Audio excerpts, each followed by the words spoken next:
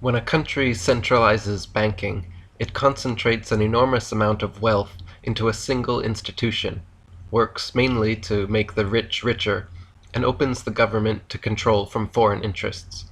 As Bill Clinton's mentor Dr. Carroll Quigley wrote, the powers of financial capitalism had another far-reaching aim, nothing less than to create a world system of financial control in private hands, able to dominate the political system of each country and the economy of the world as a whole. This system was to be controlled in a feudalist fashion by the central banks of the world, acting in concert by secret agreements arrived at in frequent private meetings and conferences. The apex of the system was the Bank for International Settlements in Basel, Switzerland, a private bank owned and controlled by the world's central banks, which were themselves private corporations. The growth of financial capitalism made possible a centralization of world economic control and use of this power for the direct benefit of financiers and the indirect injury of all other economic groups. As Jim Marrs said, anyone seeking to prove the existence of conspiracies in America needs look no further than the origin of our present central bank. Here is a well-documented conspiracy involving the very names tied to modern secret societies. Jordan Maxwell said, "Somebody is using us. The business of banking was set up in the year 1099. An income tax form is a 1099. Who decided on that? Think about it.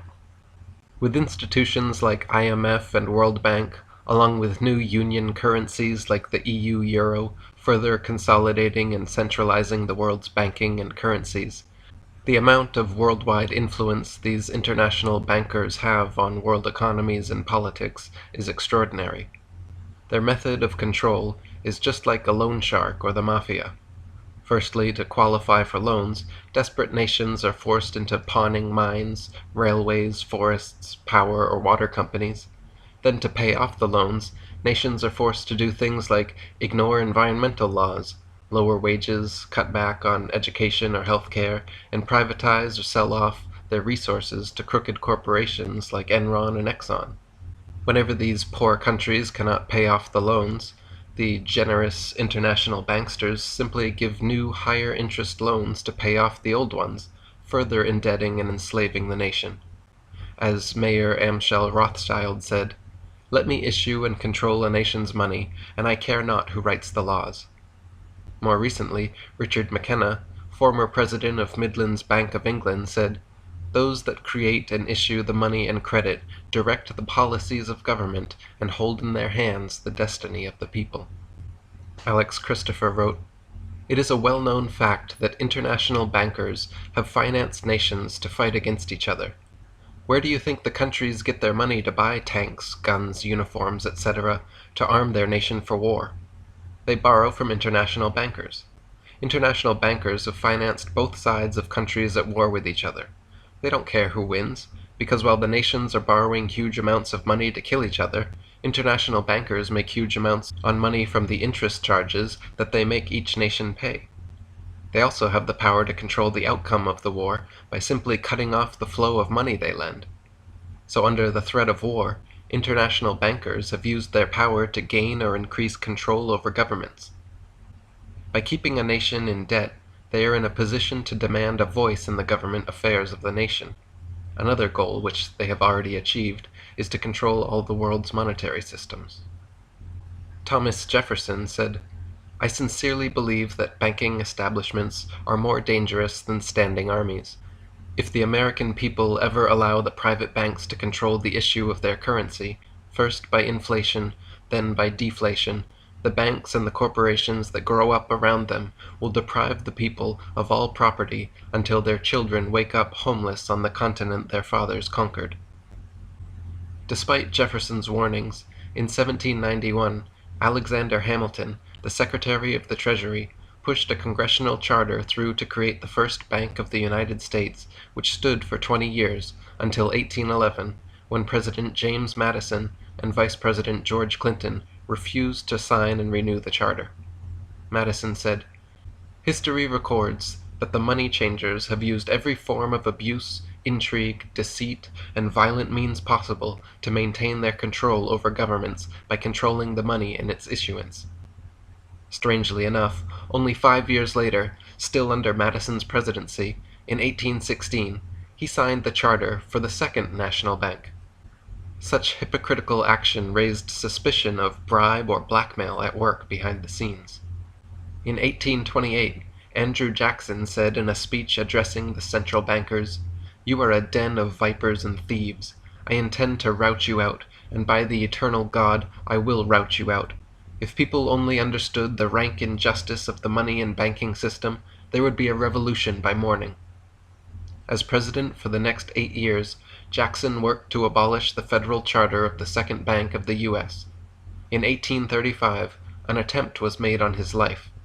The would-be assassin, Richard Lawrence, pointed 2 pistols at Jackson, pulled the triggers, and miraculously, both misfired. Jackson immediately proceeded to beat Lawrence with his cane. Lawrence would later tell police he wanted to kill Jackson because, quote, money would be more plenty for him, and that he, quote, could not rise until the president fell. He said the American government owed him a large sum of money, but Andrew Jackson was preventing him from receiving it. This is most definitely a reference to Andrew Jackson's struggles with the central bank, which was the obvious motivation for such an attempt on his life. In 1836, Jackson succeeded in abolishing the Second National Bank, stating, "The bold effort the present bank had made to control the government are but premonitions of the fate that await the American people should they be deluded into a perpetuation of this institution or the establishment of another like it." When asked on his deathbed what his life's greatest accomplishment was, Jackson replied, "I killed the bank." Fortunately, we were not deluded into the perpetuation of that Second National Bank, but unfortunately, we were tricked into the establishment of another, much worse than it. From 1837 to 1863 was a period of free banking in America during which only state-chartered banks existed and the values of silver and gold were very stable. In 1863, the Rothschild interests had succeeded in forcing a bill through Congress via their insider Treasury Secretary, Salmon P. Chase. He passed the National Banking Act, once again creating a federally chartered central bank, one with the power to print and issue paper money. At the time, President Abraham Lincoln fought against the central bankers and said, "The money power preys upon the nation in time of peace and conspires against it in times of adversity. It is more despotic than monarchy, more insolent than autocracy, more selfish than bureaucracy. I see in the near future a crisis approaching that unnerves me and causes me to tremble for the safety of our country. Corporations have been enthroned, an era of corruption will follow, and the money power of the country will endeavor to prolong its reign by working upon the prejudices of the people, until the wealth is aggregated in a few hands and the republic is destroyed." He was shot and killed a year and a half later in April 1865. From 1864 to 1913, the National Banking Act and the Civil War all but forced the majority of America's banks to become nationalized. The effort to create the third U.S. central bank began in 1873, when the Bloodline International Banking Cartel engineered the first of 3 financial panics, which they used to scare the public into accepting the Federal Reserve. Eustace Mullins wrote, "A study of the panics of 1873, 1893, and 1907 indicates that these panics were the result of the international bankers' operations in London. The public was demanding in 1908 that Congress enact legislation to prevent the recurrence of artificially induced money panics. In 1881, President Garfield was assassinated less than 4 months after taking office. He was another anti-banking establishment president who took action and spoke out against them.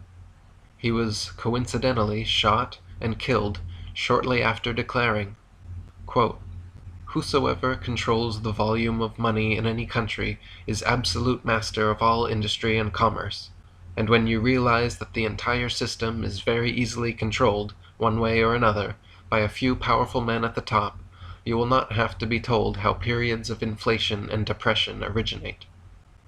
The next presidential assassination happened 20 years later when a supposed anarchist shot William McKinley twice at point-blank range. Once again, McKinley was a strong supporter of the gold standard and helped pass the Gold Standard Act of 1900, less than a year before his death. On November 22, 1910, 7 of the richest men in the world met at J.P. Morgan's personal island retreat off the coast of Georgia called Jekyll Island. The 7 men were Frank A. Vanderlip, Abraham Piet Andrew, Henry P. Davidson, Charles D. Norton, Benjamin Strong, Paul Moritz Warburg, and Nelson W. Aldrich. Behind these men stood the banking and investment interests of the Rockefellers, Rothschilds, Schiffs, Morgans, and Warburgs. The 7 Jekyll Island conspirators met for 7 days and planned a series of radical banking reforms necessary to create the Federal Reserve. When the media learned about Jekyll Island meetings, the bankers all claimed they were out duck hunting. Later in life, however, conspirator and president of New York National City Bank, Frank A. Vanderlip, admitted otherwise when he wrote, "There was an occasion near the close of 1910 when I was as secretive, indeed as furtive as any conspirator.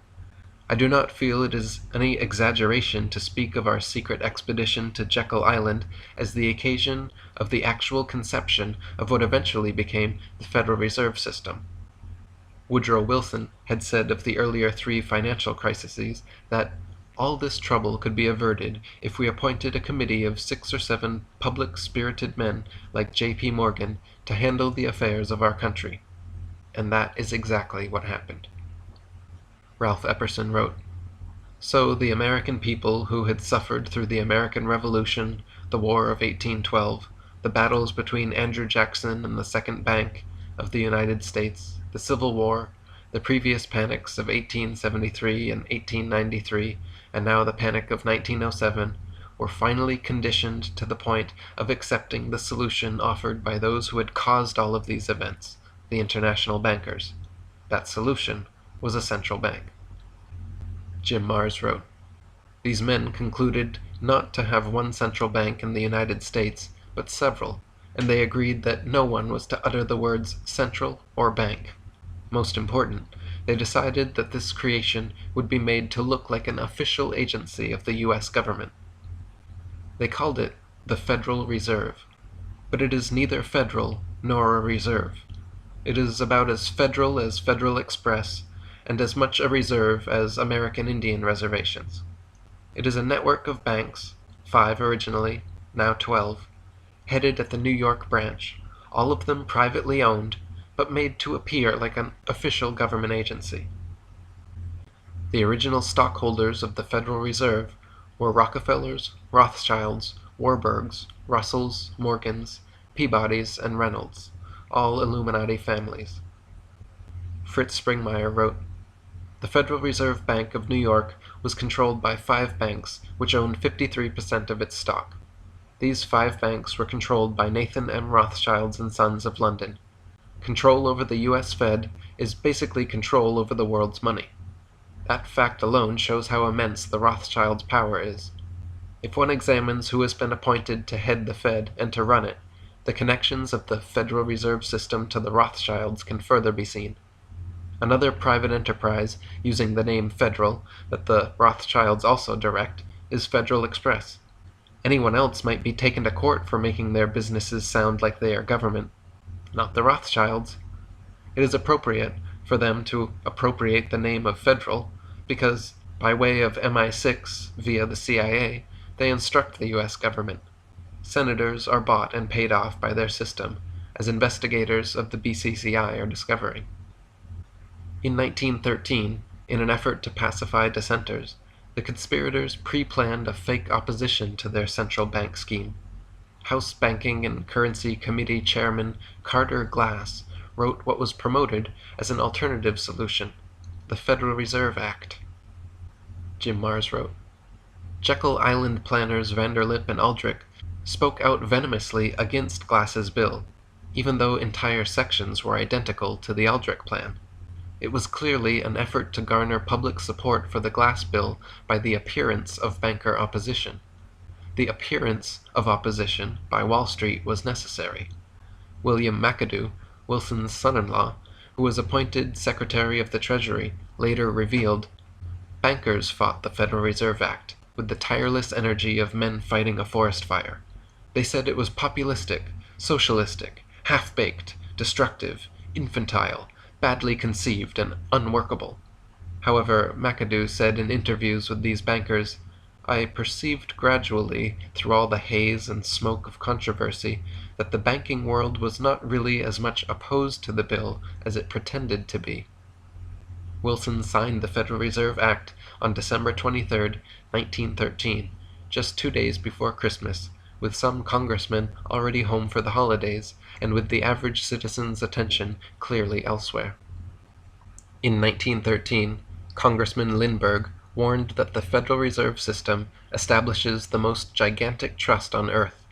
When the President signs this act, the invisible government by the monetary power will be legitimized. The new law will create inflation whenever the trusts want inflation. From now on, depressions will be scientifically created. After the bankers finished profiting from the World War, they decided to cause an economic depression in the U.S. so that they could further buy up the market, further expand government, and further control the American people. Creating booms, busts, recessions, and depressions is completely scientific when you decide the amount of money printed and circulated. As Nobel Prize-winning economist Milton Friedman said, "The Federal Reserve definitely caused the Great Depression by contracting the amount of currency in circulation by 1/3 from 1929 to 1933. Gary Allen wrote, "To think that the crash of 1929 was an accident or the result of stupidity defies all logic. The international bankers who promoted the inflationary policies and pushed the propaganda which pumped up the stock market represented too many generations of accumulated expertise to have blundered it into the Great Depression. It was the game of boom and bust, using economic crisis to consolidate political power at the top where it can be most easily controlled. The major cause of the economic collapse was the deliberately created credit inflation by the Federal Reserve. In 6 years, it had inflated the money supply by 62%, inducing market speculations and unwise investments by middle Americans who were being set up for a shearing. When the shearing came, the sheep took a realistic look at their economy and panicked. Optimism was replaced by economic despair. Despair produced a willingness to accept a major expansion of government controls over the economy." During the Depression, Congressman Louis T. McFadden was a very outspoken voice against the Federal Reserve. Regarding the Great Depression, he said, "It was not accidental. It was a carefully contrived occurrence. The international bankers sought to bring about a condition of despair here so that they might emerge as rulers of us all." In 1932, he said, "We have in this country one of the most corrupt institutions the world has ever known. I refer to the Federal Reserve Board and the Federal Reserve Banks. The Federal Reserve Board has cheated the people of the United States out of enough money to pay the national debt 3 times over.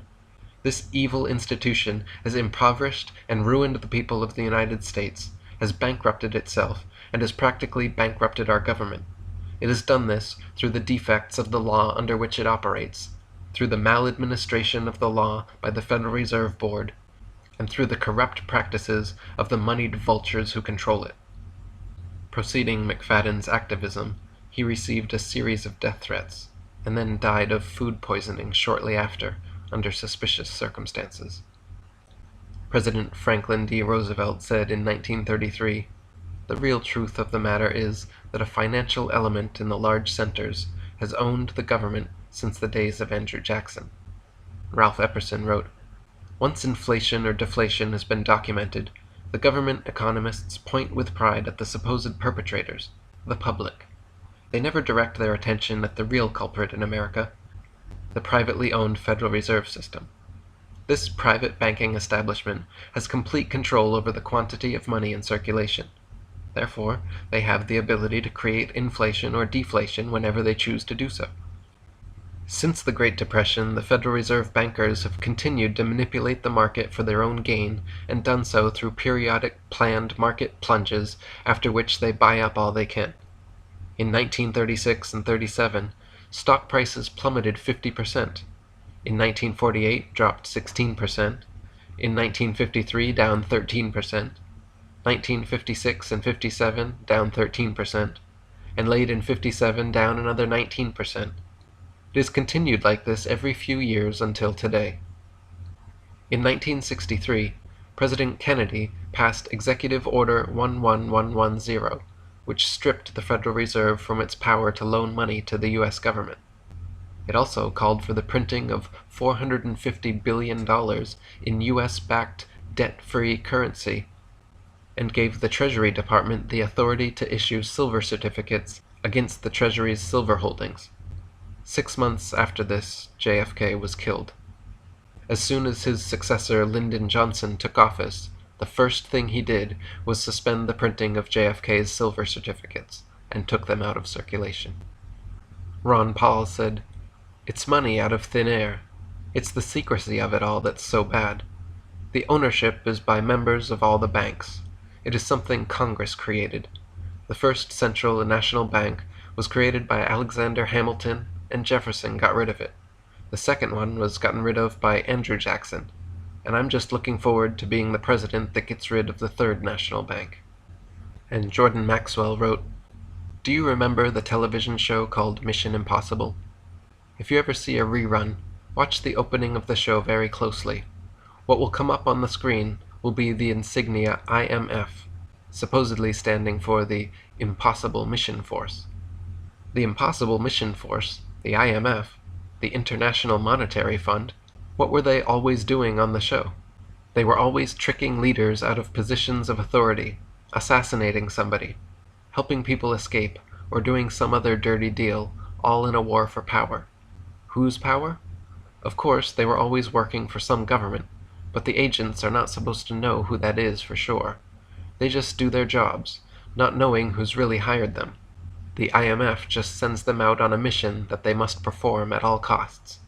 And if anyone should find out who's really pulling the strings, then the agents are told that we are going to disavow any connection to you. Well, that is the IMF, the International Monetary Fund, which is the power behind the Federal Reserve System, which is raping our country and destroying our economy. And these guys are doing it right in front of you, telling you what they are doing. But we just don't see it, even after they spell it out for us on television. They are even making comedies about it, like Get Smart. On one side you have chaos, and on the other you have control.